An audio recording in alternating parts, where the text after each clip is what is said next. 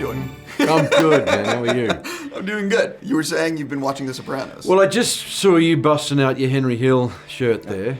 Can't go wrong. And I thought it was The Sopranos. You know, I went back because I was sitting on set, and you just need something good to watch and to have a laugh, and you can just YouTube, your favourite scene or scenes from The Sopranos. And so I kind of googled a couple, and then I just went back and started watching the whole thing again. Yeah, it's what we call a good show. It's what we could, yeah. I mean, probably the best. Before we get started, I have to just tangent and say, congrats on being part of the movie that will probably have the most bonkers ending of the year. I'm talking about Serenity. I'm just throwing that out there because I've seen about a million movies and I did not see that ending coming. You know, I haven't seen the ending. Oh. I haven't seen the final cut. Okay, well, I'm going to let you know it has a very unique ending.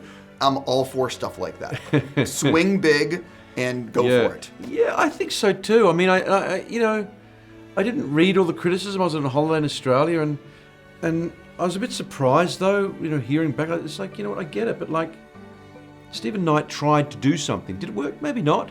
Peter Greenaway tried to do so. It's like, have we become so mainline, that we can examine a Marvel movie as if it's, Dostoevsky, but somebody trying something that doesn't work, we've really got to jump all over it and grind it into the dirt? See, I don't have a problem. I actually think the ending does work. I think it's just so people are not used to things swinging for the fences. No, they're not. No. And they're you know what I mean? I know. I personally was all in because again, I had not seen anything like it. Yeah. No, I agree. And you need filmmakers like that. And it takes a unique individual to throw that down. Completely. Jumping into why I get to talk to you. Great.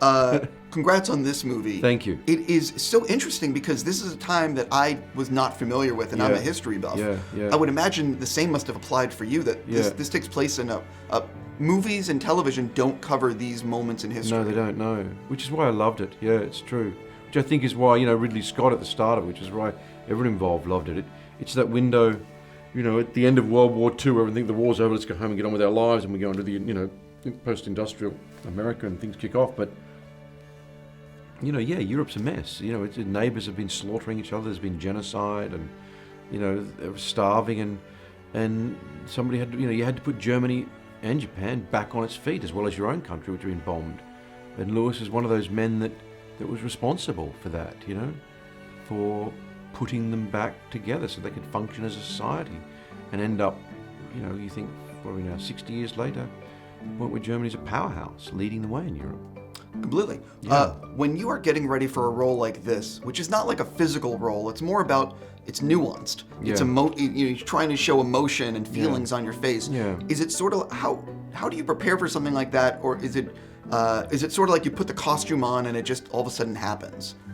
Putting the costume on does help. I mean, really, military wear is, it's buttoned down. It's and also he's a man responsible for so many people. But I mean, it was like you said, the research. I did a lot of reading about, the end of Germany, the fall. Beaver's book, The Fall of Berlin, and some picture books on Hamburg, and but just that end, that at what state Germany was in, that Lewis was bringing his wife into.